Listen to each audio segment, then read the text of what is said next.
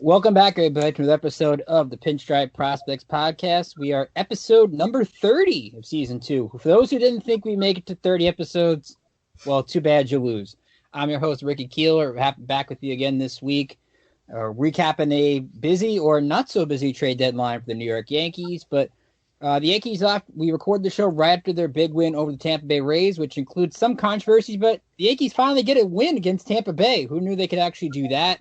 But they did. We'll talk about the little bit of dramatics from the game on Tuesday. We'll talk about the 5 games in 3 days weird Subway series at Yankee Stadium. We'll look ahead to next weekend in Baltimore. Give you our 3 up, 3 down for the week, which should be interesting from notable names that end up on the list, sometimes for other reasons, but they might make the opposite this week. And we'll look ahead to the Orioles, give our favorite trade deadline moves from other teams, and much, much more. You can follow us on Twitter at Pinstripe Pros, like us on Facebook, follow us on Instagram. Be sure to subscribe to the podcast on iTunes. Please give a rating. We hope it's 5 stars. But we just want to hear from you. What do you like? What do you don't like? Please let us know. You can email me, rickjkeeler@gmail.com. Happy to hear from you. We'll tell you more about our Dugout membership program, which includes an awesome interview that we did earlier this week with one of the Yankees' non-drafted free agents, but we'll talk about that a little bit later. So let's bring in our panel for the week. James O'Connell's back. James, how you doing? Doing great, Ricky, as always. How about yourself? Doing good. Better than last week, so feeling pretty good. Happy September 1st, by the way, to everybody out there. It is September. So we are nearing the end of the season. So weird, but we are near the end of the year. Our great runner of social media, Alexis Farinacci's here. Alexis, how you doing? Doing good. Can't complain. Is it too early to start calling it my birthday month? Doing well. Yeah, why not? It's birthday month. Go for it. And please also be joined by the co-founder of Pinstriped Prospects. He did so well last week. He's back again this week. Paul Pagnato's here. Paul, welcome back. How you doing? Doing well, thanks. Interesting Rays-Yankees game tonight, and that was a little fun to watch. So, yeah, better than last week so far. So we had planned to start the show by talking about the lack of trade deadline moves by the Yankees, but we're going to start talking about what just happened at Yankee Stadium. A very weird situation. Aroldis Chapman throws over the head of Brosseau in the ninth inning. The Rays get mad. The umpires convene. They give a warning to both benches, which is weird because it's 2 outs in a 2-run game in the ninth inning. Kevin Cash is arguing, why are you warning us? We might not even get to bat anyway. Get to go to the mound anyway. Then you have the benches clear after the final out. Then you have Kevin Cash basically call out the Yankees in his post-game press conference. Notes that maybe Masahiro Tanaka was trying to throw at somebody in the first inning. You got Kevin Kiermaier saying Yankees third base coach Phil Nevin starting the fight. And I'm going to say this, to be honest, and Paul, I'll let you start off with. I honestly think both these teams are in each other's heads, and it's crazy because the Rays really are the ones that do the most chirping in this, and they're the ones that are dominating the Yankees. It's kind of weird that the Rays that are dominating are the ones doing the most chirping, yet they're winning anyway. Yeah, I mean, when you get thrown at, or at least when you feel like you get thrown at, obviously none of us really know the intent behind the Chapman pitch or the Tanaka pitch tonight. To me, it looked like Tanaka intentionally hit him. He's a pretty good command pitcher. 2 outs, nobody on in the first. I don't think you can really afford to put Rays on in the situation that we're in right now. We need wins, and that's just not the most logical thing to do is put free base runners on and set yourself up to get retaliated against. There's just a lot of bad blood between these teams, and I kind of agree with Kevin Cash here. I'm going to take that stance. I think there's, if you're going to throw at somebody's head, make it be like Alex Bregman or Kevin Correa or Carlos Correa or George Springer. Like, hit one of those guys.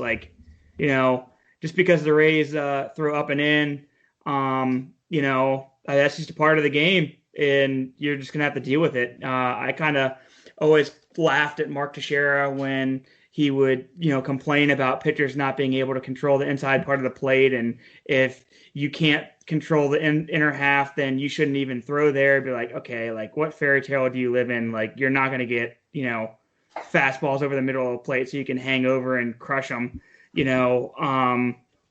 But yeah, long story short, I just think I'm more on the Rays side here. Yeah, I will say this, and James, I'll have you come in here too. I don't think Aroldis Chapman helped himself, and the reason I say that is normally when you throw, I don't know what Chapman meant or didn't mean to do, but if you didn't mean to do it, you kind of would be like going, my bad, because that's a dangerous pitch to throw 99 over somebody's head. I kind of think if Chapman just gave like a my bad man, it would have really eased everything. But then you got stare downs at the end of the game. I don't know if Chapman. I don't think Chapman exactly handled it right either, regardless of what his intent is. Well, Chapman made it look like he did it on purpose, and I don't know if he did. Obviously, we won't know. But Chapman really just staring down Brosseau, I think who was up there, was not a good look. So I'm pretty sure Tanaka threw at who did he hit? I think Joey Joey Wendell. Wendell. Yeah, Tanaka hit Joey Wendell. That was clearly intentional. Tanaka has very good command of stuff, and he just that was intentional. As far as Chapman, I'm not sure, but he sure made it look like that. Just he was almost walking after him, like he was walking up, kind of challenging Brosseau to come after him. Not the best look from Aroldis Chapman, not the best look from the Yankees. I'm hoping Chapman's wasn't intentional because that was pretty close to being like a really serious thing there. But that's not the best situation. Like Kevin Cash said, he has a bundle of guys who throws 98. So expect the Yankees to get thrown out tomorrow in some degree. And there's gonna be warnings. Tomorrow's gonna be an ugly, ugly game. And Alexis, I just saw a good tweet from Katie Sharp, who's known for her great numbers. Since 2018, the Yankees have been hit by 14 pitches from the Rays, while the Rays have been hit by 19 pitches. It just seems both these sides like to hit each other, and it's really weird situation. To me, I think if you're the Yankees, you're just happy to get a W, and it just seems, I think, to me, you look at it both. While the Rays have an argument, both these teams just like to hit each other. It seems. Yeah, and I think we've all kind of said it. Paul said it. James said it. There's bad blood between these teams. How long have we been going against them in the AL East in a really contentious way of, it being either us, the Red Sox, and them for the pennant race. It's been years now. And so, yeah, I think especially this season with the way the Yankees have played against the Rays especially, I think the Yankees are heated. I think the Rays are heated themselves. I agree with James, regardless of the situation. Bad look on Tanaka or on Chapman to throw in the way he did. Just kind of staring down after it, nothing saying like my bad, it was an accidental. And yeah, I think benches will start worn tomorrow. I think if one pitcher throws inside tomorrow, they're done. That's it. Which for the Yankees, they can't afford that. We know our bullpen's hurting. We can't afford to use any more pitchers than we have to use tomorrow. And unfortunately, I think Kevin Cash is going to come at the Yankees real quick tomorrow. I think he's going to just blow a guy to do it. But the Yankees, I don't think, can afford to. But it would have to be, in that case, early-ish in the game because Charlie Morton is slated to return for the Rays. I don't think Charlie Morton's going to go out there, throw at a guy, and then get thrown out of the game at his return. That would seem like a weird situation. But just look at the game itself. This is a big win for the Yankees. DJ LeMahieu hits a pair of home runs because, well, that's what DJ LeMahieu does. Gio Urshela gets a big hit in the sixth inning, get the Yankees to lead. The bullpen gets the job done with Loaizaga, Britton, and Chapman. Tanaka throws another solid game.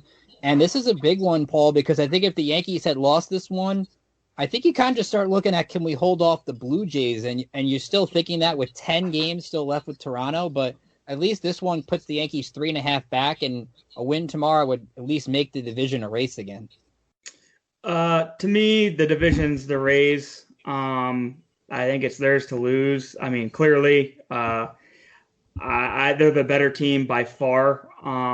I even would argue that the Blue Jays probably, with everything that they did at the trade deadline and stepped up big, the front office and ownership did a heck of a job in Toronto or Buffalo. I like the Blue Jays' chances. I as of now, if I was a betting man, I would say the Yankees are going to finish third. So I'm absolutely worried that we're going to have to face Tampa or Oakland in the first round. It's not going to be an easy playoff situation. So that's just something to not necessarily look forward to. I'm kind of trying to mentally prepare myself for that. depending upon if there is a playoff bubble, it depends where those games might actually be. I think that also plays into account. Looking at the Rays' schedule, they have a total of 11 road games left, so they don't have many home games left. I think it's about 12 home, 11 road. They still have 2 games. They have 4 games with the Nats, 3 with the Mets, so you could see DeGrom in one of those. They end with the Phillies at home. They play the Marlins this weekend, which is weird. That's a big series, but it is. But the Rays did sweep the Marlins, so James, I'm kind of with Paul on this. I don't know if the Yankees can win this division, but if they want to have any hope that they can, they have to win tomorrow. Yeah, I'm not ready to hand the division to the Rays under any circumstance here. Giancarlo Stanton is set to come back, I guess, in a week and a half or what. Gleyber Torres might be back this weekend. Let's not forget here everything we discussed early in the season. Mm-hmm. If the Yankees got through August, wherever, in decent shape, that the second half of the schedule is kind of a joke. Not a joke, but you have a lot of Baltimore and a lot of Boston in there. So let's not lose sight of what that schedule looks like. Have the Yankees look good? Obviously not. They're missing half of their team, and everyone they're starting to trickle back. We'll see when we get everyone back. Who knows? So that's the thing, that's the thing I worry about is will the Yankees actually get everybody back? Right, Torres, I agree. Mm-hmm. Stanton, I will believe Giancarlo Stanton is back on a field when I see he's back on a field, and I don't even know if Aaron Judge is going to be back. Yeah, that's a different discussion to have per se. Obviously you can't count on these guys to be healthy at any point. Obviously they've shown us that over the last couple of seasons. However, they're the Yankees, man. When they get hot, they get hot, and when these guys get hot, it's something to watch. So I'm not ready to hand it over to the Rays just yet, just because of how easy that schedule looks. Just a whole lot of Baltimore and Boston. I'm not ready to hand it over with that schedule. I'm just not prepared to do it. Well, I think when you look at the Yankees schedule, they have one more series with the Red Sox. It is at Fenway Park, but it is still the Red Sox. But again, we look at that schedule, Alexis. I'll bring you in for this one. 10 games with the Blue Jays looked a lot easier at the beginning of the season than it does right now. Also, that 3-gamer with the Marlins looked a lot easier than it does right now. With the Marlins, dare I say, could be playing for a playoff spot that final week of the year. All of a sudden, that September schedule, while we were looking at the beginning of the year and said that's a great schedule, it's maybe not hard, but it's not a cakewalk, if you know what I mean. Yeah, no, I definitely agree with that. I'm with James. With the Baltimore games, those are going to be absolutely must wins. I mean, we've got 4 coming up with the Orioles this weekend. Those are going to be must wins. We've got 4 against them the following weekend. 2 weekends all against the Orioles. That's, in my opinion, at least 7 or 8 wins right there that the Yankees need to be getting. I think that's a tall order right now with what we've seen them do the past 2 weeks or so, but I think it's doable if they can get hot, if they can get a couple guys back. DJ LeMahieu sparking the bats a little bit tonight. Is this a momentum shift? Is this a shift that we see the bats start coming alive again? But I agree with you. The Blue Jays games, I would say we are not safe with. I really like what they've done. Pearson in their rotation and a lot of the big bats that they have. They're a team to be reckoned with that I think people sleep on a little bit, and people need to watch out because they're going to be a contender this year. And dare I say Baltimore's gone from awful to mediocre? I mean, a win tonight would put them 3 under 500. I mean, that's better than a lot of people thought they would be right now. Right, but the Yankees see those uniforms and they light them up. No matter how decent they are, they own that team. Oh, I agree with you, but I'm also going to at least give Baltimore credit that they're not the worst team in baseball. Sure. No. I'd say they're head over heels above better than the Mets, and the Mets almost, took serious business, this past weekend. And we've got one Mets on Thursday too, so that's going to be another big game for us. Mm-hmm. With J Happ pitching, we'll get to J Happ later, but he's pitching Thursday. He likes to face the Mets. Let's talk about that. Speaking of that Met doubleheader. You had 2 crazy games on Sunday. It looked like the Yankees were going to lose 10 in a row, and they found a way to steal a couple of games in that series because Friday night was embarrassing if you're a Yankee fan. You blow game 1 where Jordan Montgomery gives you a quality game. Mets hit a couple homers, you lose that. Then Ahmed Rosario walks you off in your own building, and Chapman doesn't know when the game's over. He thinks he's getting another pitch. You get a decent start in Game 2 for the Yankees in that one. It was just a weird series all around. You give the Yankees credit for rallying to steal Game 1 and then getting the grand slam from Gary Sanchez and Ethan in Game 2, but at the same time, I didn't come away that much encouraged. And I know plenty of Met fans. I said, listen, the Mets, honestly, with the exception of Garcia dominating in Game 2, and we'll get to him in a second, it felt like the Mets handed them both of at least one of those wins. They did. That's what the Mets do. It's the Yankees have not looked sharp at all. Even today, they didn't look all too sharp. The Mets did them a great favor by handing those 2 wins. I cannot believe they won that first game. So I turned the game off, and all of a sudden I was getting updates on my phone. Luke Voigt single and Aaron. I had no idea how the hell any of that happened. That was insanity. But I guess thank you to the Mets, because without those 2 wins, man, then you really start having that conversation. Man, this team's going to finish in 3rd. And let me just update this before, Paul, I let you go. The Yankees, I think one of the writers tweeted, or the Yankees might tweet themselves, Aroldis Chapman did not make himself available to the media, so take with that what you will. But Paul, feel free to chime in on what you thought of the weird 5 games this week. Yeah, I thought we saw, the encouraging part was the doubleheader sweep on Sunday. J-Hap was, that was a great start by him. Monty, I believe, had another great start. The biggest thing that I took away from the weekend is we need to re-sign DJ LeMahieu and have more players that are contact-oriented, which I've been saying for a while, contact-oriented and good defense. That's a recipe for success. You saw, the offense was anemic without him. And, he's very versatile. So, the more flexibility you can, have in the lineup, it does wonders on who you can, plug in where. And he really did wonders for us. Alexis, when you look at this Yankee team, and you give Voigt credit, he had a big week, and we'll get into the 3 up, 3 down. You coming away from that series, do you feel more encouraged or discouraged?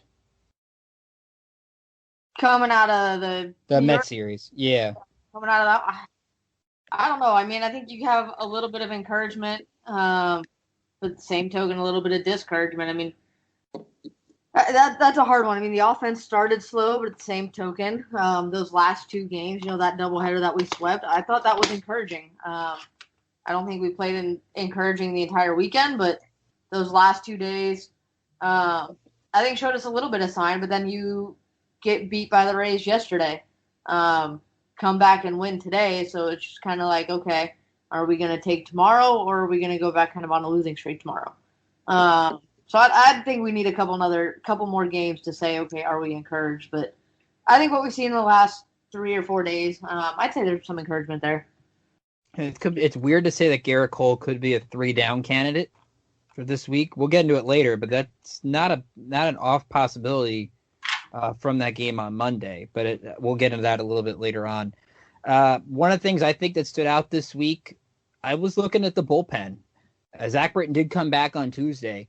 But it was a lot of we kind of got it with Aaron Boone's decision to take Tanaka out on last Wednesday in Atlanta, and then you had Jordan Montgomery come out and Chad Green struggle on Friday. You had, I think, a weird decision by Aaron Boone Saturday with J-Hap cruising in the 8th to take him out of the game when you had a doubleheader the next day, and then Adam Ottavino gives a home run to Wilson Ramos. I wonder, though, James, I'll start with you on this. Even with Britton's return, is the bullpen a problem? Is it a problem? I don't know if it's a problem yet, but Chad Green struggled. Adam Ottavino has been struggling. The loss of Tommy Canley just looms larger. I cannot believe they didn't address and then try to grab a bullpen arm at the deadline. I'm sure they tried, but I can't believe they didn't try to address that. That bullpen, it's not that it's a problem. I just don't think it's that strength that we really thought it was going to be. We would talk early in the season. We figured, teams with the strong bullpens like the Yankees will be just fine this season. They'll really benefit from that. But By the looks of it, this is not a strong or a top bullpen. I don't really know what happened. Adam Ottavino all of a sudden, out of nowhere, fell off the rails at the end of last season, and he still has yet to seem to get back on track. Chad Green was fantastic, for most of the season, but then he kind of just fell off a little bit. Hopefully that's just a little blip.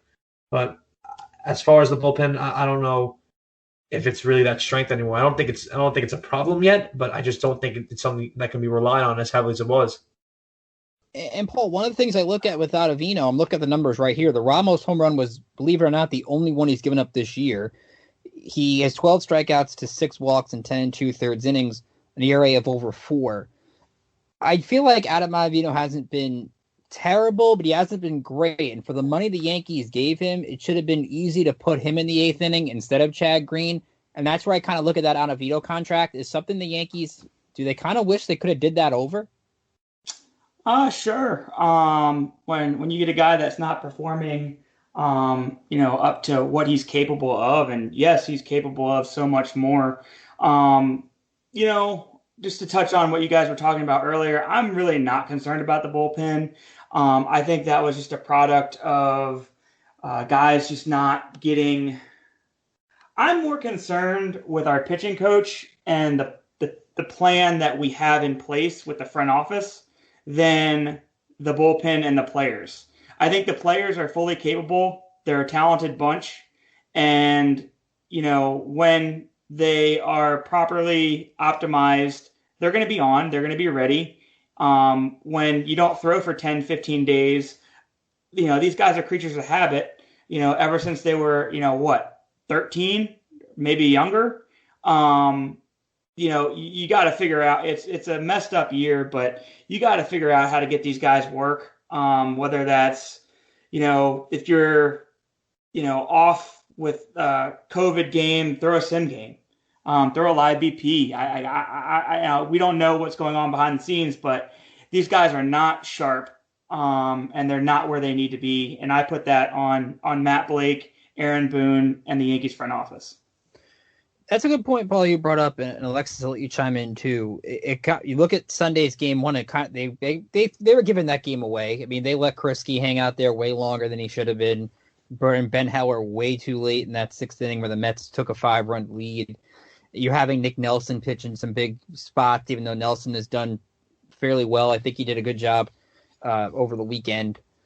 But it's putting and I think also the long layoff the Yankees have had, we mentioned it last week, indirectly from playing teams that had COVID-19 situations. That doesn't help either, and eventually relievers have to pitch. So that's kind of been the issue. It's not really the starters. It's been getting guys that haven't thrown in a week into games, and then you're resting guys. Meanwhile, they haven't pitched at all this year, I feel like. Yeah, I think that's definitely a weird dynamic that we're having to experience this year. I agree with Paul. I don't think the guys are built up. I don't think they're where they need to be as far as the bullpen goes. I think, our starters are starting to get there. I mean, Aaron Boone saying that Cole's in midseason form, but again, I think we're going to touch on him later. But that didn't exactly look like midseason form to me. I mean, he did say his stuff was coming out as best as it could, but I don't think we're seeing the best Yankees pitching staff that we know we have. So let's take a look at that into our trade deadline discussion. I think that's a big discussion to have. Obviously, for the second straight year, the Yankees didn't make a big move at the trade deadline. Brian Cashman was on, I believe it was the Michael Kay show on Tuesday on 98.7 ESPN radio here in New York, and was saying how the Yankees were close on a couple of things with guys that weren't actually traded, and it just never came to fruition. Obviously, Mike Clevenger goes to the Padres. That was the big name everyone was talking about. The Yankees were rumored on Starling Marte. He goes to the Marlins, believe it or not. Rumored on Archie Bradley. He goes to the Reds. Rumored on Jonathan Villar. Goes to the Blue Jays. And we were saying this on last week. I don't think any of us really expected the Yankees to go crazy at this trade deadline. But I kind of thought, and whichever one of you wants to start on this, you can. I felt the Yankees, up until that walk-off win in Game 1 Sunday, kind of gave their own message to Brian Cashman. Is this team worth investing that big move in? I don't feel that right now. And I get that Boone says, when we're whole, we're special. They're never really whole, though. And that's really the one thing that comes back to I want to make a big move where I'm not really sure this team is the team to beat in the American League. It's kind of weird. Cleveland made a move to trade away one of their pitchers, although we'll get into that later. Was this the right way for the Yankees to go, is my question. I don't know about it being – you want to go ahead, Alexa? No, go ahead, James. Okay. I don't know about it being the right move. But like you said, is this really the team to invest in right now? Do you really know what you have in this group? It's a 60-game season. Everyone's hurt. There's gonna be a bubble playoffs potentially. I don't know. I don't think it's the right move. I don't think it's the wrong move. I think it's just what it is. I've liked Brian Cashman to do something, yeah, but what exactly could he have really done? Like get Mike Clevenger, that wasn't going to happen. For example, the Yankees. The reason why we thought the Yankees would be able to acquire some type of talent at any point, I guess during the offseason, we thought that this team could go out ahead and trade a Clint Frazier. Well, Clint Frazier has become an essential part of this group, and will be for years to come now because we don't know how available these guys are going to be. Like Aaron Judge, like Giancarlo Stanton. Aaron Hicks has his fair share of injuries, and he's the left fielder of the future. So he's the left fielder now. He's the starting outfielder now. Brett Gardner is finished. Mike Togman is not an everyday player. This is a key player that you need going forward. And we all looked at Clint Frazier differently in the offseason as just an expendable piece that you could potentially go out and get someone with. But he's not that anymore. He is a key part of this team. So I don't know exactly what the Yankees would have given up. I don't know for who. Would I have liked to see them get a bullpen piece? Sure.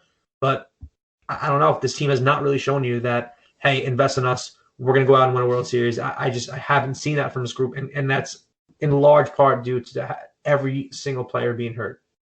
Yeah, I'm not giving up, and Alexa, I'll let you go next. I'm not giving up the Yankee premium for Lance Lynn. The Yankees know who Lance Lynn is. We've seen that before. And I feel like a lot of teams, maybe I'm wrong, maybe I'm looking at it differently. I feel like a lot of teams ask for way more from the Yankees than they ask for from anybody else. And it's just the Yankee premium. That's just the way it is. It's tough to explain to your fan base. We traded player A to the Yankees. And that's why I think Cashman can't really get a lot done. Yeah, and again, I agree with James. I think we should have made a move? Yes, but at the same token, is this a team that we really put all of our eggs in one basket for right now? I think the Yankees are that team where you unfortunately have to say, yes, we're good when we're whole. We're good when we're healthy. I think we've seen it this year. Or do we ever stay fully healthy? Unfortunately, this past 3 years, the answer is no. I think this year, it's a little bit of a different story with the 60-game season.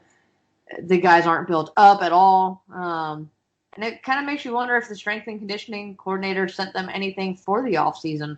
I know they said that they were on programs and stuff, but I don't think guys should be dropping like flies the way that they are right now.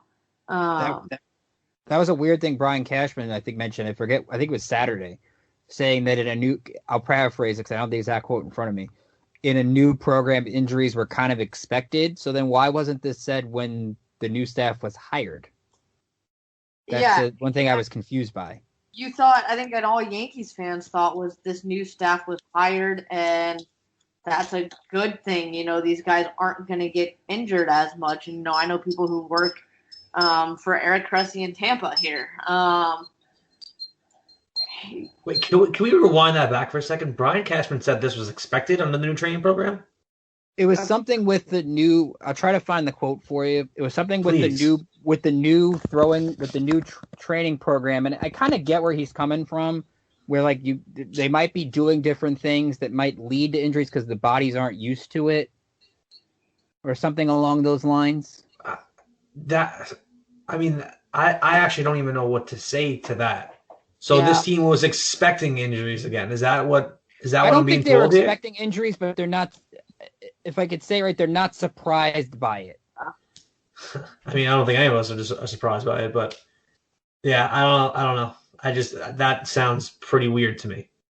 Yeah, I think when you bring on new conditioning and new strength and coordinating, I think that's saying we're making a change, we're fixing what the problem is. But clearly we're... All right, so hopefully they'll be ready by 2022.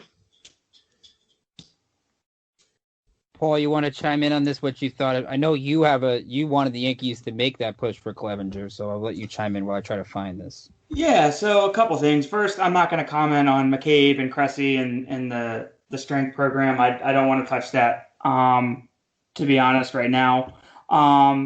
As far as the trade deadline, I said it last week. I've been saying it for 2 years now. This is the message that Yankee fans should be taking away from this. Brian Cashman's job is secure. He is complacent. He is not going to make those moves that you need to make to win a World Series. And I'm a firm believer of that. I think we need to have change. I'm not arguing, I said it last week, he's a Hall of Fame general manager. He is. I actually got to work alongside him, which, was amazing to watch somebody like that work. He's a great baseball mind, but he has too much job security. When somebody has too much job security, they become complacent, and that fire, that passion is not there. The AJ Preller, okay, you know what? If we don't do something serious at this deadline and make a run at this, I'm probably going to get fired. So I have to. That's just not there. The Hal's much more passive. He's not George Steinbrenner. He's not his dad. Hank, may he rest in peace. Hank was fiery. He was just like George. Hal is just the exact opposite. He's very not.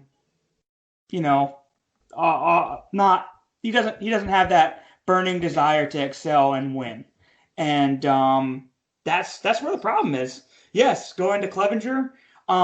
If we could have acquired Clevenger for Clint Frazier and Davy Garcia, are you kidding me? Who in the world in their right mind wouldn't do that? Go get Jonathan VR. Go get Starling Marte. If you really wanted to, go get Joey Gallo or somebody of that, caliber. There's names out there. There's people to be had.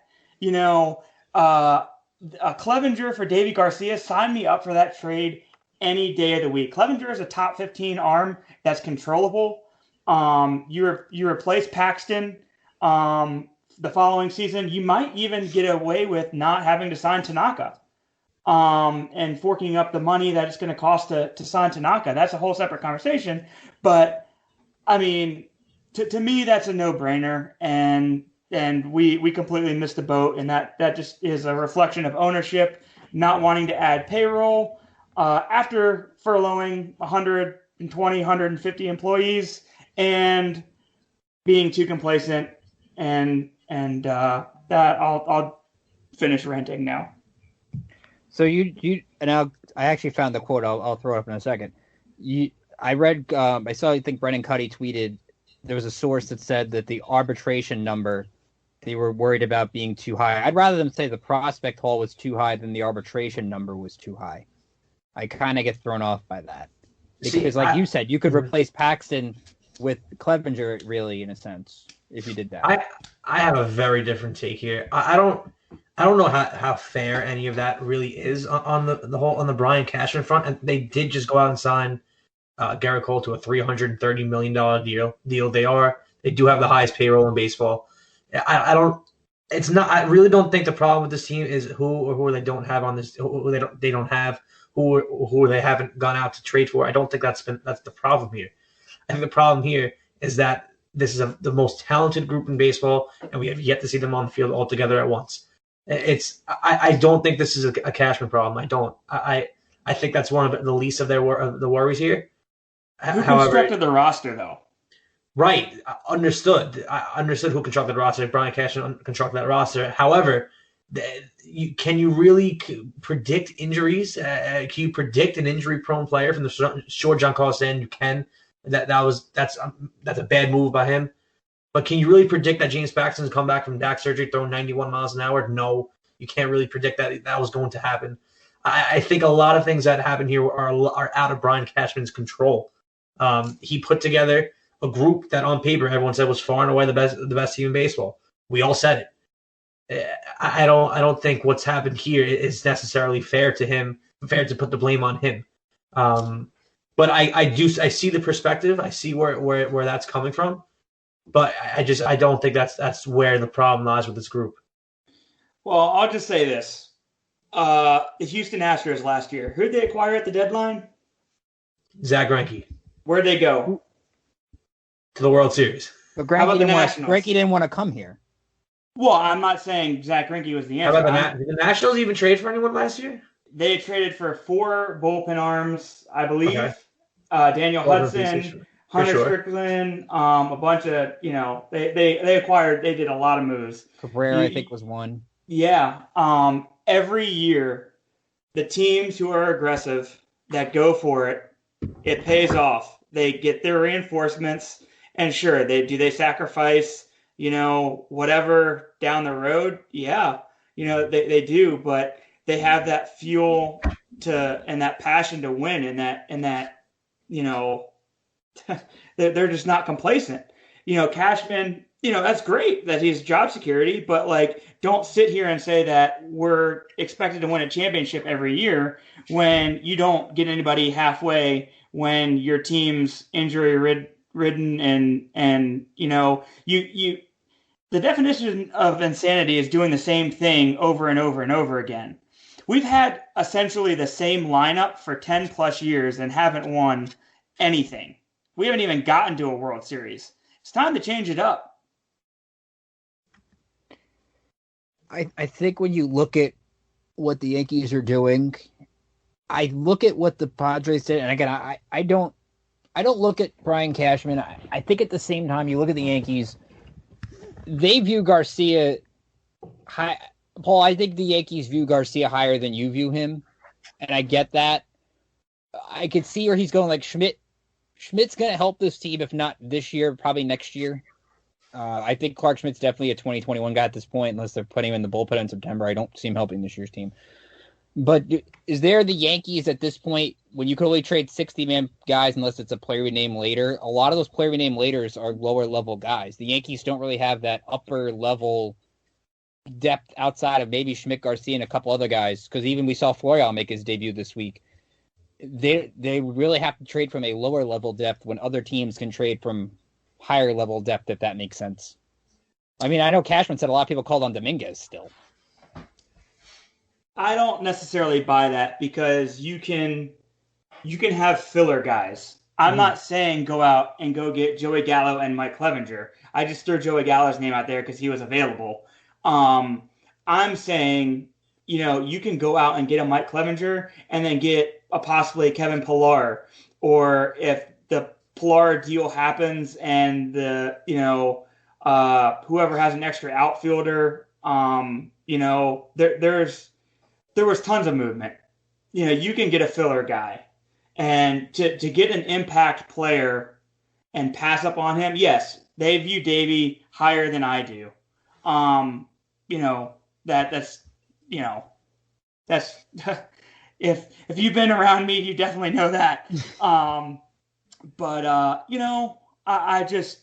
just tired of the same narrative where you can't say that it's the player's fault. You can't say it's the player's fault. They want to be on the field. They want to be competing. They want to win championships. That brings them more revenue. That brings them, more income, more, all this stuff. It's not the players. They're doing what they can. Unfortunately, I think it's management. I think this year's different. This year's different last year because last year I felt like that's the team you could go in and try to invest. There was just not a lot to go after, and I get why Toronto dealt Stroman to the Mets than the Yankees at the time. It's I think two totally different things, but I totally get the frustration that the Yankees can't seem to make the big trade anymore. I mean, the last big trade they made was for Britton, I believe, and after the Britton trade, at least in a mid-season trade. Really, think about it. You take Clint Frazier out of that lineup and you sub in Mike Clevenger as an arm. This the exact team that we're talking about, that ran out that lineup tonight. How much better do you feel that finishing in first place than you do in second with Mike Clevenger?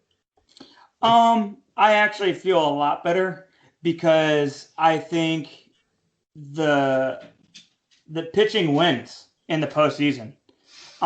You're not. I'm saying in terms of like regular season, like where this team as it currently stands, as constructed, do you really feel like this team is worth investing in to win a World Series here? I don't see that with this team right now. Just because this is not. I don't think this is the group. Because listen, you think that it might be time for a change in philosophy to out with the power guys and with the more guys at DJ LeMahieu. I'd argue Clint Frazier is more similar to DJ LeMahieu than I guess the rest of the team is. I think you would agree with that, right? 100%. Yeah. Right. So if that's the case, then why get rid of Clint Frazier to invest in a team that really we don't think has it? When Clint Frazier might be one of those guys that you turn to in the future. I don't. I'm not seeing the positive there because I don't believe in this team right now. I just don't. I don't think many people do, and it's because how injured they are. And sure, this could bite me in the ass here. They come back, everyone comes back healthy, and they're missing that one arm. That's gonna bite me. But this group I'm not seeing it. I'm not feeling it from this group. If this was last year and Mike Clevenger was available and the Yankees could have gotten him paying, a little overpaid, sure, that's different. But with this group, I don't see it. I don't see that they're one move away from being this World Series team. They're a couple healthy players away from being the best team, one of the best teams in baseball, not the best team. But I don't think they're right now, as currently the guys in the field, one big trade away from being that surefire first place team, surefire World Series team. I just don't see it. No, I don't disagree with you there. I really don't. But the Clevenger move not necessarily isn't for this year. I mean, it's for the next 3 years. Right. It's to replace James Paxton. You look at the free agent class, it's not great. You're going to have to overpay for Tanaka. And in this climate, can you really afford to do that? Or will the Yankees be willing to do that? I don't think they will. I think they're going to turn to the trade market. And, in my opinion, you gotta start, like you said, planning for the future and not necessarily this year. So might as well start shifting the guys and throw different things at the wall. Like, do something, don't just have the status quo. Whatever you're doing right now is not working. This team is not fun to watch. Alexis, you want to chime in before I go to break? Yeah, I mean, gosh, I think everything everybody said has just been accurate. The fact of this isn't a healthy team. I think as Yankees fans, it can at times become frustrating to watch. I don't think I'll say it's not fun to watch anymore because I think for me, just having baseball back is nice. A nice relief from life. Something enjoyable to watch. So, but I think as Yankees fans, we've got reasons to be frustrated with how injured this team is. And I'm with Paul in saying, you do need to look long term and see what's going to help you out there. And making a move might have been the thing to do that. But that's a hard one right there. All right, so here's the quote from Cashman. This is from Saturday. The historical data shows that when teams make significant changes about the training staff, and again, I'm with Paul. I'm not believing that I can't really kill the training staff here. If they're make a significant change, even if they're for the better, you get some exposure and increased injuries that do hit. That was being shared by just objective data and some engagement with other sports franchises that shared, hey, don't be discouraged if the following happens in the transition, but it's a long haul and you're shooting for higher ground over the course of time, and don't try to judge something too quick. It was a cautionary tale I got from a team in the NBA that I highly respect, so I feel very uncomfortable with the personnel we have in place and the efforts they're putting forth, and we're certainly hoping that we can get the guys that are down right now back sooner than later. Okay, I don't hate that quote. I don't hate that. I understand that. So basically he's not saying... Okay. That's something I feel like if they had said this back in March, I would be like, okay, I get it. Right. Yeah, I would definitely like to be warned a little bit. Just giving a heads up here that this might happen again. Mhm. Not that this training staff doesn't come in and fix all the problems here, which kind of is what everyone assumed. All right, so let's take a quick break and remind you that you can sign up for our Dugout membership program. You get access to different features, player reviews, and much more with our minor league coverage. Please sign up for our Dugout membership program for either $5.50 a month or $40 per year.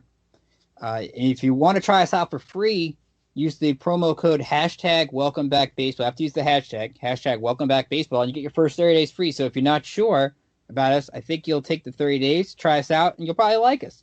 So check it out. And Alexis, you did an interview that's on that Dugout membership program with Yankees non-drafted free agent pitcher Trevor Holloway out of Central Florida. Tell us about Trevor and the unique way he likes to look at analytics, which I think has to please the Yankees right out of the gate. Yeah, he definitely, number one, it was a great interview. Thanks to Trevor for taking that time. It was a fun one for me to be able to do. Trevor's a born and raised Floridian. I'm a born and raised Floridian. We both live in the state of Florida. So it was really cool to be able to talk to him. And I have actually a good friend who works at the high school he went to. So there's a lot in common there. So it made the interview a lot more fun to do this time.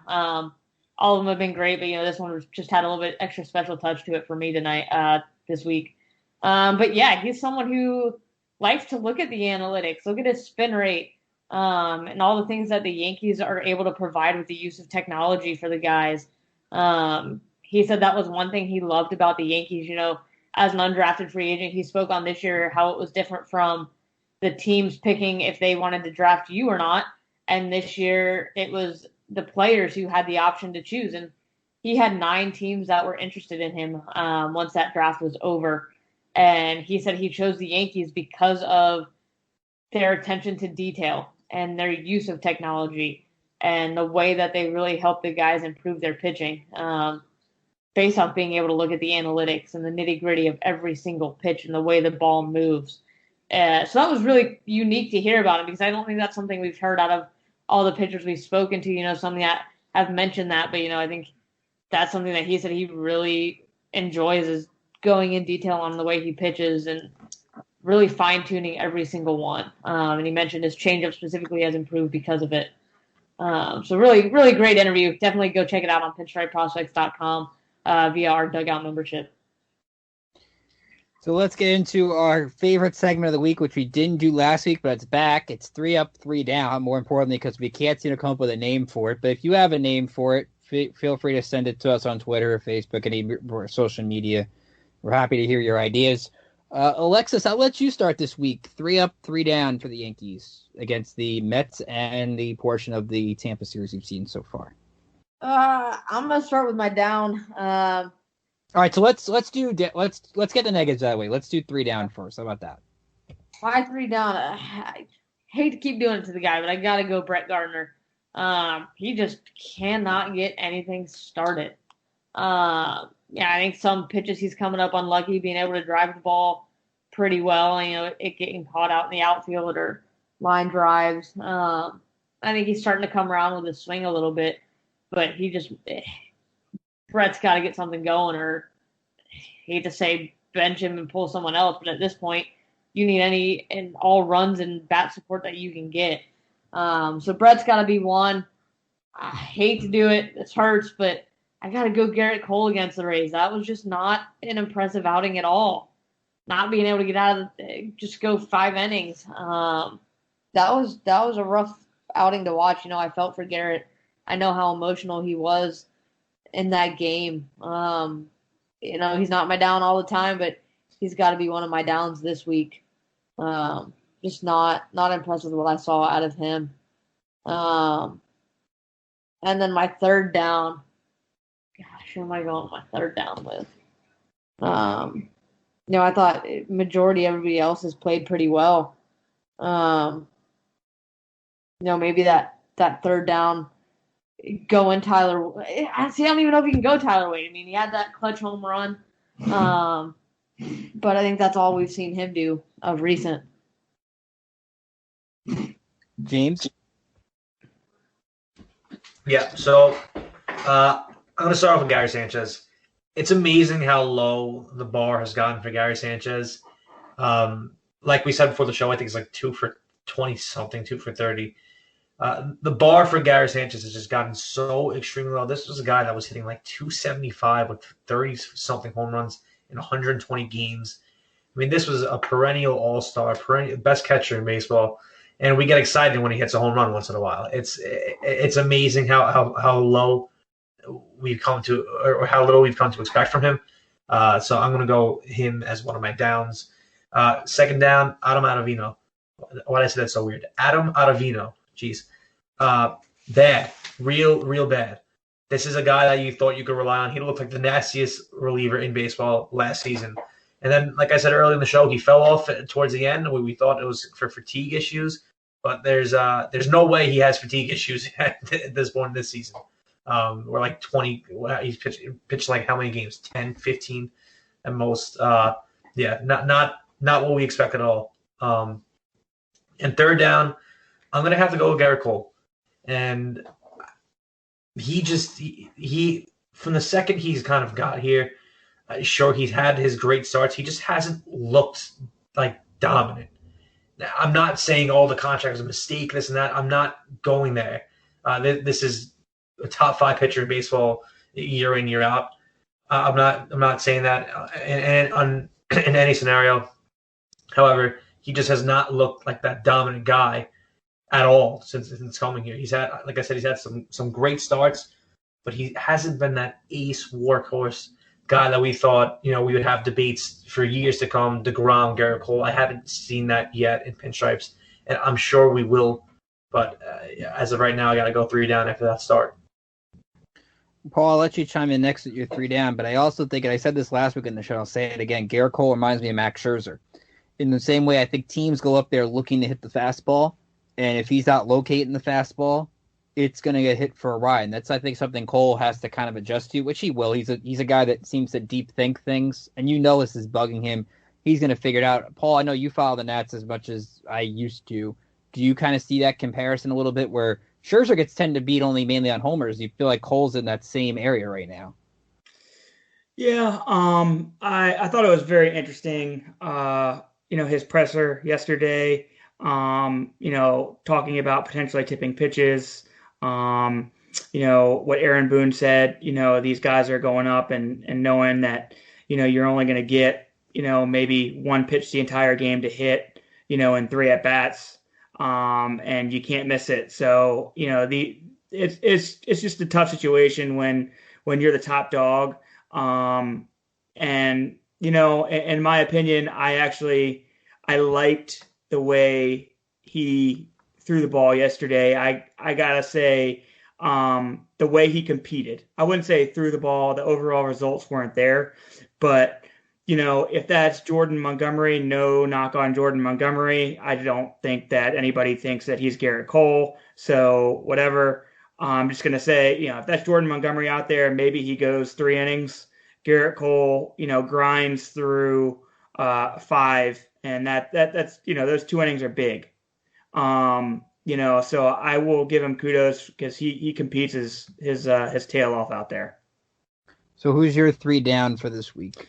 3 down. Number 1 is Yankee ownership. I think they have not backed up their claims of this, championship or bust every year for quite some time now.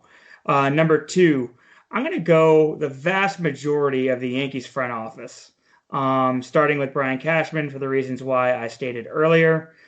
And number 3, I'm going to say thumbs down on the entire team for going 3-5 from the 26th to the 31st, losing 4 straight games against the injury-riddled, Braves. Their whole rotation's pretty much gone. You faced a rookie in one of those games, and yeah, that can work to your advantage because you haven't seen them. But, and the Mets, you got to do better. I like it. Paul going a different direction. This is good. I like it. All right, so my 3 down for this week.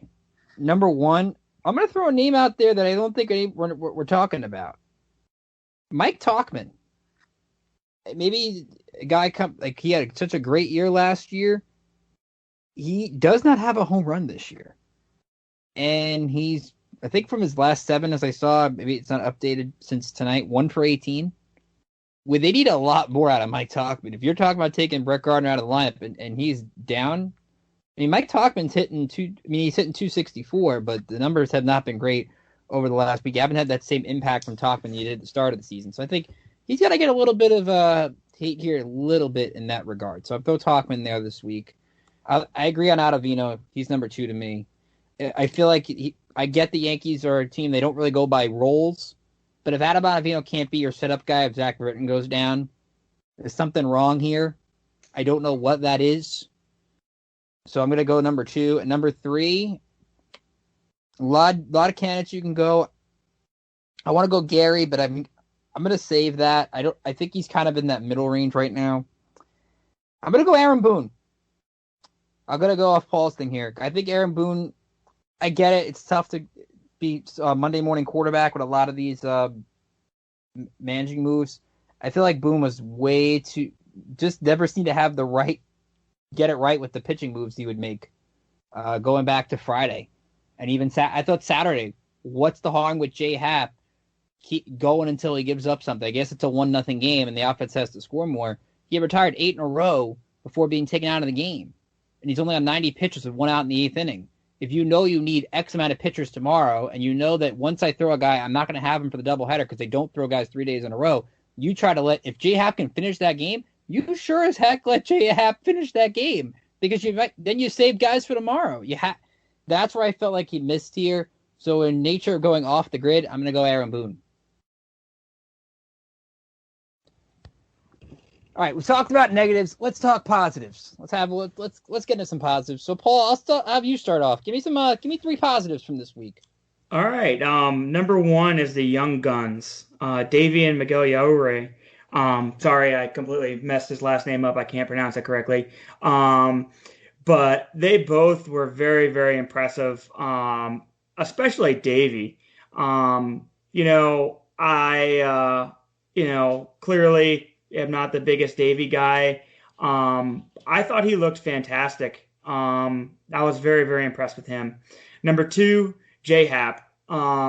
He was whining a little bit and crying about his contract status and how he thinks the Yankees are playing games with him. He came out and said, you know what? Maybe you should pitch me better, more often because I am better than what I've shown. So good on you, Jay Happ, for backing up your talk, if you will. I guess you can call it that. And 3, I'm going to do a split one. I'm going to go Aaron Boone and Gary Sanchez. And I'm going to say good on Aaron Boone for putting Gary Sanchez in a very positive situation. He's got the bases loaded. He's probably going to hit a fly ball. Hopefully he does more than that, double homer. He ends up hitting a grand slam in game 2 Sunday night. Gary's the one that had to execute. He came through. Hopefully this gets him going. Boone, good on you for taking, I believe it was Eric Kratz out of the game and having Gary in there and try to get him going. That's a good place to try to jumpstart a struggling hitter. I really like that move there. Alexis, you're the 3 up for this week. My 3 up for this week, I definitely got to go Miguel Yajure and Davey Garcia. 2 very fantastic MLB debuts this week. Congratulations to those guys. Just absolute phenomenal performances. Yajure being able to come in yesterday and go 3 scoreless was huge for the Yankees. Davey just absolutely was on fire in his debut. So credit to those guys. They're definitely 2 of my ups this week. And then I got to go Gary Sanchez. That position was clutch. And I agree with, it being 50-50 between Boone and Sanchez. Boone to be able to make that pinch hit call right there. And then Sanchez being able to come up clutch. I don't think we've seen the smile from him that he had in that dugout after hitting that home run. Just absolutely, he needed that. That was a great moment for the Yankees. James? So I'm going to start off with Davy Garcia. For obvious reasons, the kid looked absolutely phenomenal. As advertised. 2, and go Luke Voigt. I keep having to remind people this is one of the best hitters in baseball. He's really been the only guy that's consistently hitting since the team went down. So shout out to Luke Voigt. Really, at the end of this, could we have a discussion for Luke as AL MVP? I mean, he's look at the numbers, man. Look where he's at. And number 3, J Happ. So J Happ. We did it, Alexis. Yeah. We converted him. Yeah. We did it. So no, I'm not saying I still think the guy stinks. But what I am saying is that he had a great start, especially after calling out this organization for kind of really skipping over it and trying to avoid that $17 million contract, which they are obviously trying to do, and rightfully so. But J Happ with a great start. Shout out to him.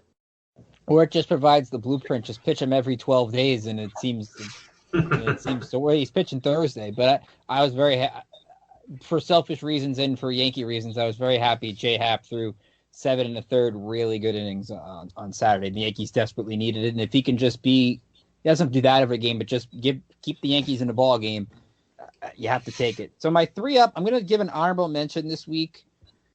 We talked about Yajure and Garcia. Let's give some love to Estevan Florial. Making his debut, really only played like 1 game in Double-A in a playoff game, and he goes out there and goes 1 for 3. And he doesn't get to see a lot of advanced pitching.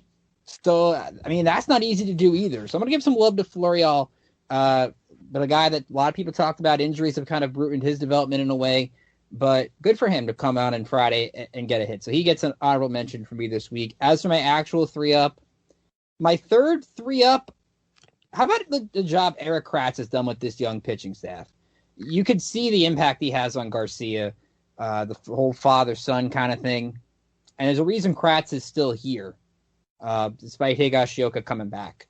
He handles Montgomery well, handles Garcia well, who's going to throw in one of the doubleheader games on Friday. Kratz may not be a good bat at the plate, but you know what? He does a good thing in the clubhouse for a lot of these younger guys. A very good player to lean off of, and it's good that the Yankees kept him around as kind of that veteran in the clubhouse just to bounce ideas off for things like that. So good for Eric Kratz. He's going to get some love from me this week. Luke Voigt also gets love from me this week.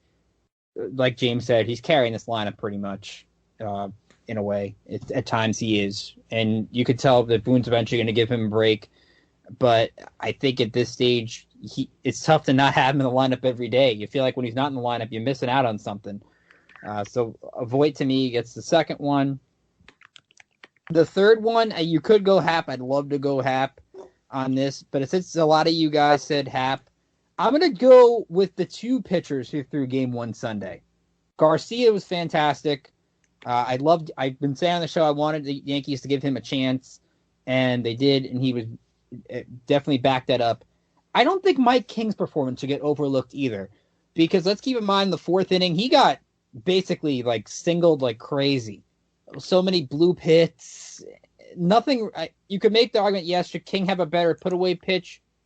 Probably, but he's getting good movement on pitches at 93, 94. He had 2 strikeouts at Brandon Nimmo, which I was kind of surprised going back to Boone that they didn't let him face King again. King didn't let King face Nimmo again.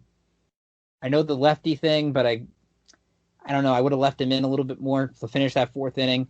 But I thought Mike King hit himself very well. I mean, yes, the 6 hits were 3 2/3, but if you take that 4th inning away, which is hard to do, and King's outside of that 5 walks against the Rays has not done a bad job this year. So they get the split for me. And I want to lead that before I go into the trade deadline stuff from other teams, Paul, and you look at this system as well as anybody does. Look at the job that King has done. Garcia, Krisky, Nelson, Yajure, even Florial from Friday. The Yankees are calling up these guys, and for the most part, all of them are contributing in some way, shape, or form to this team, and it's a good thing to see. Yeah, it really is. it's deep in pitching, relief pitching. We haven't even really seen Domingo Acevedo, who I think could contribute as well. We haven't seen Clark Schmidt. There's a whole host of guys that I actually think we're going to see more of. Yeah, like I said, I want to. I mean, Yahuri did a really fantastic job on Monday. I mean, the guy to come in 3 innings. I know he doesn't really strike out a lot of guys, but just the way he was able to just get quick outs. And I think that's kind of a skill that gets kind of overlooked sometimes. We always fascinate ourselves with the strikeout. Like Garcia had the strikeout stuff, was just nasty. And I think that's a different kind of pitcher. But Yahuri's you could see why the Yankees liked his progression last year, because he just goes out there and gets outs. And that's a quality that you don't find in a lot of guys. Yeah, and I actually think Albert Abreu can actually come up and contribute right now too, if need be. A guy like that. I think our system's really deep, especially in you just mentioned a lot of guys, upper level, middle relief, back end starting guys. Yeah. So let's take a look at the trade deadline as a whole. Similar to 3 up, 3 down. Let's go winners and losers. Who won the deadline for you? Who lost the deadline for you? James, you started off. I mean, pretty obvious the Padres won the deadline. Mitch Moreland. My team from last week, the Padres. Just so obvious that they won the deadline there. Clevenger, Mitch Moreland. It seems like every trade they made was every trade made in general had to do with the San Diego Padres. And my loser, I'm not going to say the Yankees are a loser. As much as I'm sure Paul is going to get it going there. Loser for the deadline. I don't have one right now. I don't think I have one. Okay, I'll go back. If you have one, feel free to chime in. I'll come back to you. Alexis, winner and loser from the deadline. Winner, I gotta go Padres. I think all the moves they made, and then getting Clevenger was absolutely clutch. Great trade deadline for the Padres. I don't know who my loser would be. I think you have to come back on me on that one too. Paul, winner and loser from the deadline. Winner, Seattle Mariners. All right, that's a good one. Cleaned up, and they are going to have an incredible outfield in the future. Very similar to when the Pittsburgh Pirates were talking about Kutch and Marte, and having the potential best outfield in baseball. The Mariners have a shot at having the best outfield in baseball. I really like Taylor Trammell. Kyle Lewis, just look at what he's done. Yeah, Seattle Mariners winners. Losers, can I do a 1A and 1B? Yeah, go ahead. Okay. 1A, Minnesota Twins. That was absolutely brutal. You're sitting here in win now mode, small market team, you gotta go get somebody. What are you doing? B, the Texas Rangers. How do you hold on to Lance Lynn? Seriously? Like, Lance Lynn, why are you holding on to Lance Lynn? That's just, you're not going anywhere. You're not going to the playoffs. What are you doing? Yeah, I found that weird because I think the Rangers just learned they basically held on to Mike Minor too long and got nothing from the A's for Mike Minor. For an extra year of Lance Lynn, I don't think 1 year of Lance Lynn was worth what the Rangers were asking for. Maybe it was supply and demand, but I don't know what John Daniels was going for there. That was shocking to me. Winner for me? How about the Marlins? Yes, the playoff contending over 500 Marlins. They go get Starling Marte. which I think it'll really help that outfield. Yes, they trade Jonathan VR, but they're getting Isan Diaz back. I know they called up Jazz Chisholm to help their outfield a little bit. They're gonna getting the players back they lost from the COVID situation. The Marlins are fun, and they've got all these doubleheaders in September. And I don't get what I mean. They traded Caleb Smith away and one of their pitchers in the deal with Arizona, but I like the Marlins are going for it, and I think that says something. And they did beat DeGrom as well, so I thought that was impressive. Even though they've seen DeGrom 4 times in a row, so I guess you take your chances. But I'm gonna give some love to the Marlins. San Diego would be one for me, which I'm fascinated. We can maybe get a discussion another time. Why would the Indians trade somebody away when they're trying to win a World Series? I'm confused. And they call up Plesac to take Clevenger's spot. The dynamics of that are just weird. And if I'm a Cleveland fan and I kept hearing the talk of Clevenger and Lindor, my job is still to win a title, and the Indians have one of the best teams in baseball with Mike Clevenger. I don't know. I'm thrown off by that. They're not my loser, but I'm thrown off. My loser's the Braves. I felt the Braves should have been way more on that Clevenger discussion. I know that Alex Anthopoulos, he's known for making big moves in Toronto. His big move is Tommy Malone. The Braves needed desperate rotation help, and they get Tommy Malone, who was awful against the Phillies in his debut. I mean, I know the Braves are probably going to win the East. You want to beat the Dodgers, you want to beat the Padres, you want to beat the Cubs, go get it starting pitching. Man, the Braves, I'm confused. They got one of the best farm systems. I know Ian Anderson has been pretty good in 2 starts. Can they make a bold move for once? Because I've been waiting on that. And I know a lot of Brave fans have been waiting on that. I have my team. Okay. The Chicago White Sox. And this is because I get the idea that the Indians would trade Clevenger. Ideally, the White Sox are the best team in that division now. But with that being said, with the Indians trading Clevenger and not adding to that group to kind of make it a little bit stronger here, it's a tough move, and especially with a lot of prospects to spare. So, yeah. I like what they got. I like Josh Naylor. I like Cal Quantrill. They got a good haul back. I'm just confused of why the Indians don't just say, you know what, we're going to end up trading Lindor probably in the winter. Can we go for it? You've got a great rotation.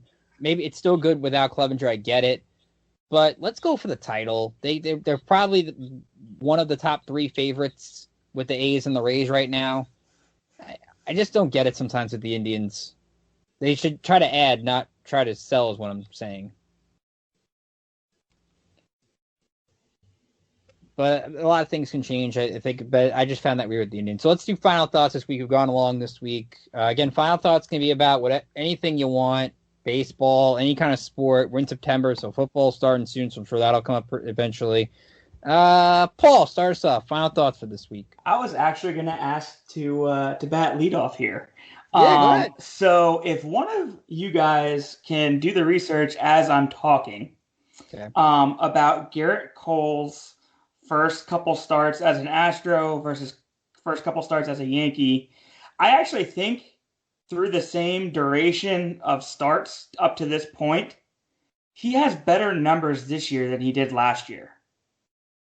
I think the criticism obviously comes, with the territory. You signed a record contract. You're Garrett Cole. You were the free agent prize.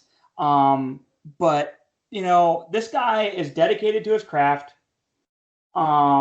He's a perfectionist, and he's an elite talent. He's going to be okay. He's going to figure it out.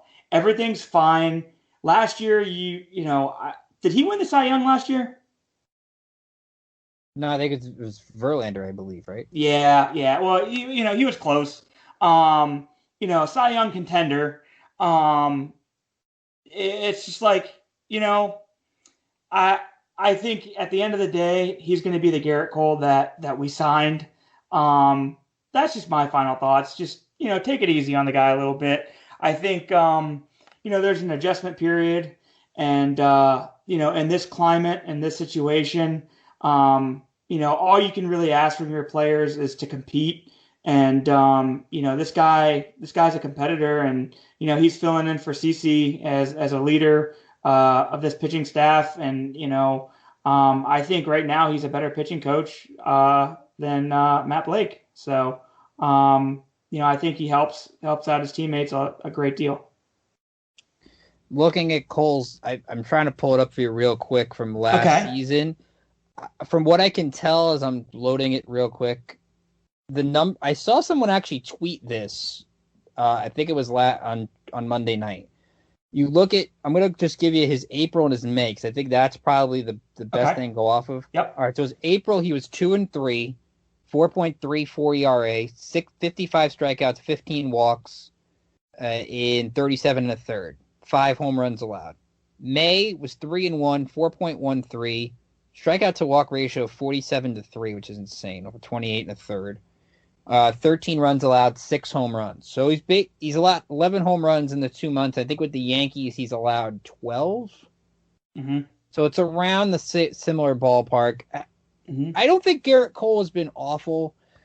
He's had some good games. I think we're still kind of waiting on that 7-inning, 10 strikeout game, kind of like what we saw in that Red Sox game a little bit, or even in the Tampa start in the doubleheader, even though he had some problems in the 5th, and he's had when he gets to 100 pitchers. But again, I think what you just appreciate from Cole, he's staying healthy, which I think is in this COVID environment and everybody going down with injuries, at least he's on the field, which I think is a positive to give.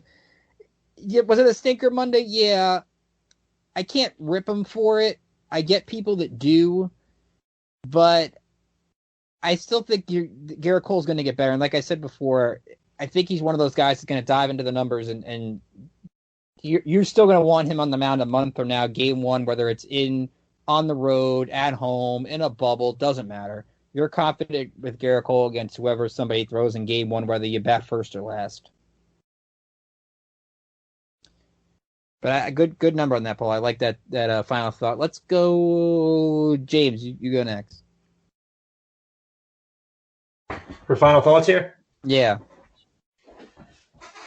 Let's see what happens here in September. This is the stretch run that we were talking about.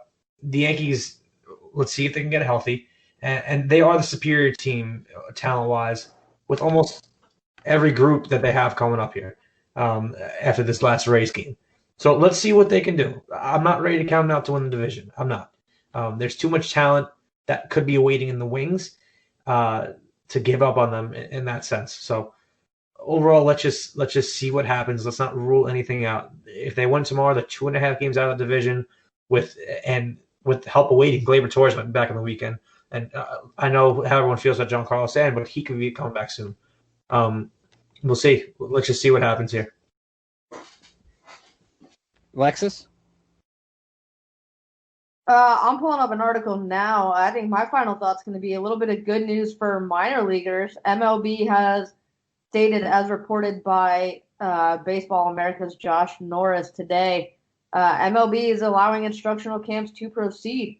Starting no earlier than September 18th, camps may be held at the team's alternate training site, spring training facility, or both, with stipulations there and health and safety protocols being submitted.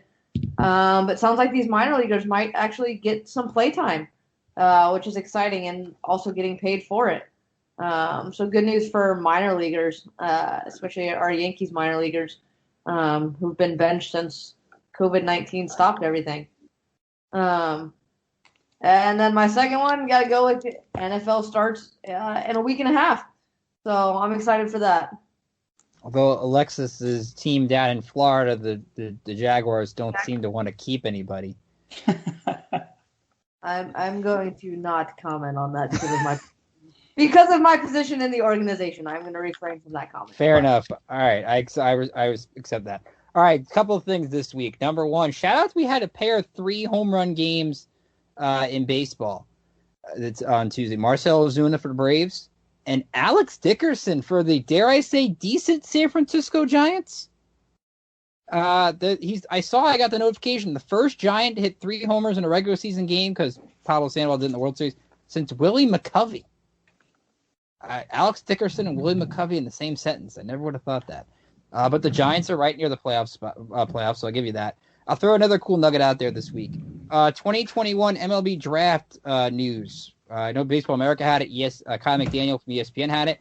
Going to be July 11th to 13th next year. Very late draft, but it's during All-Star Weekend, which I think is going to be a different spotlight for baseball. Obviously, they got the spotlight with the draft being that, well, no other live sports were going on during the draft, but I still didn't think it got the buzz that it should have.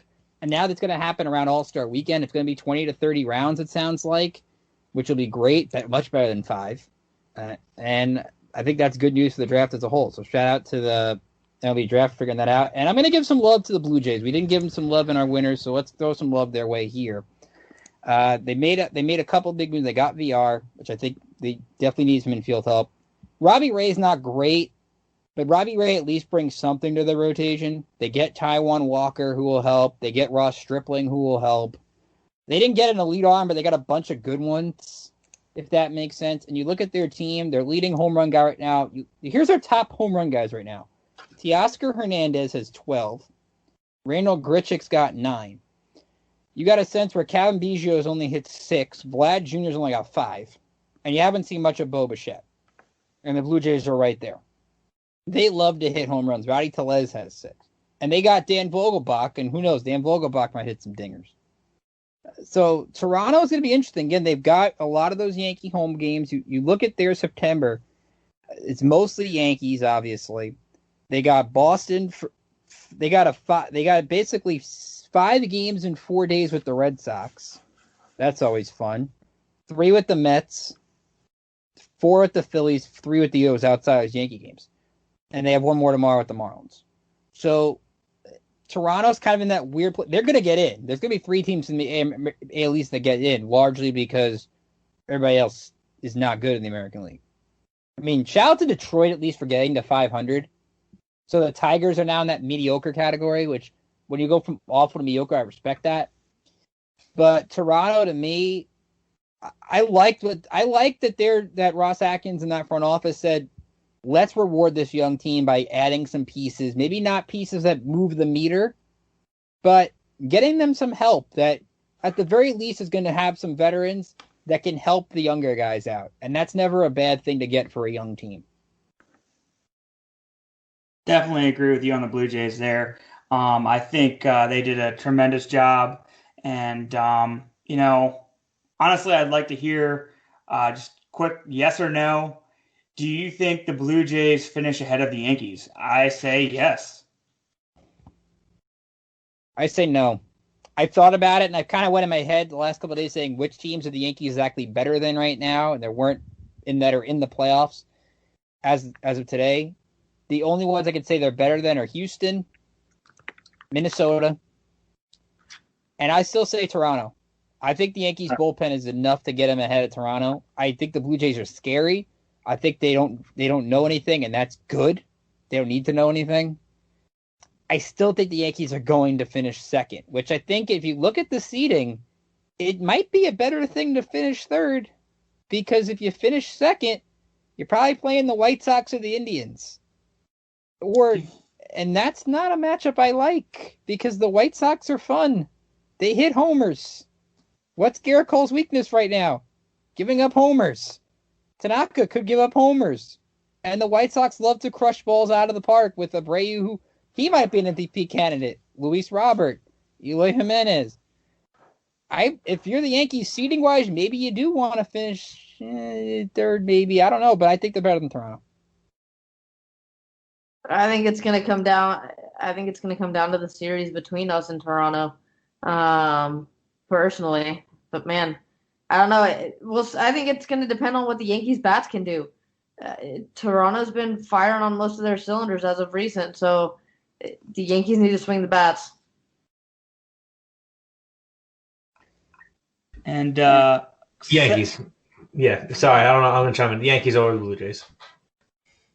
And his dad was a former Yankee, but Brian Hayes just went yard in his major league debut. So I remember seeing Brian Hayes when he was in West Virginia. I think he was on that team that beat the Power. Then he beat I think it was the Black Bears because they beat Staten Island in the Penn League Championship. I think he was on that. I think he was on that West Virginia team that the last Yankee playoff series I covered. So that was a good thing to see Cabrian and Hayes in the big leagues. Hey, Pirates got to have something because they got nothing. They didn't even trade for nothing. I'll take Joe Musgrove. I like that guy. I heard the Braves were interested in him. I guess they couldn't get him either. The Pirates are a mess. They're the central. If you're a central team, it's how many times you play the Pirates in September. If you're picking a playoff team in the Central, look how many times they play the Pirates.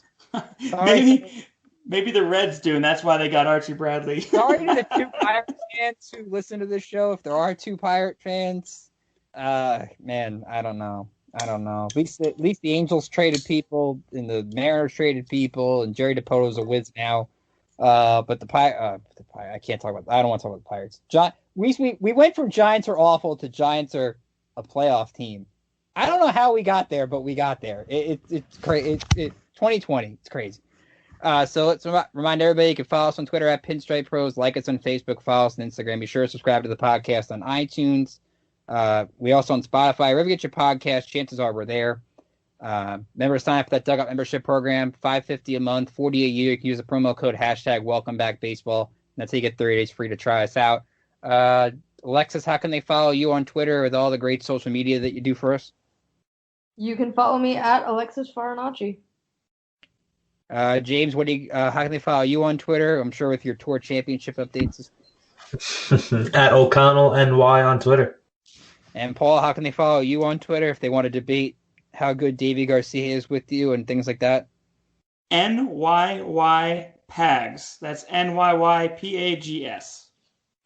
You can follow me on Twitter at Rickinator555. You catch my podcast Kicking with Keeler every week on Full Press Radio. We had a great podcast with Alex Gruskin from Cracked Rackets to help preview the U.S. Open. Shout out also to the people who listen to my show. I've been posting it in different places. I've been doing it since October. I hit 50,000 downloads since October. So thanks to all those who've tuned in. I feel grateful that you all tuned into my show. So thanks for tuning into this show and my show as well. You can catch the work I do over at some ESPN work as well over at Barrett Sports Media. So from all of us here at Pinstriped Prospects, I'm Ricky Keeler saying have a great week. Enjoy Yankees, Mets, the makeup. Enjoy the Orioles 4-game series. And I'll see you back here next week when the Yankees play I think it's Blue Jays. Yeah, we're going to talk about that first Blue Jays series in Buffalo. Oh, that's going to be a lot of fun. We'll be back here again next week. So until then, enjoy the Yankee baseball, everybody. Happy September. Stay safe on Labor Day weekend. Wear a mask. Follow the rules. And we'll see you back here next time. Later. Have a great night.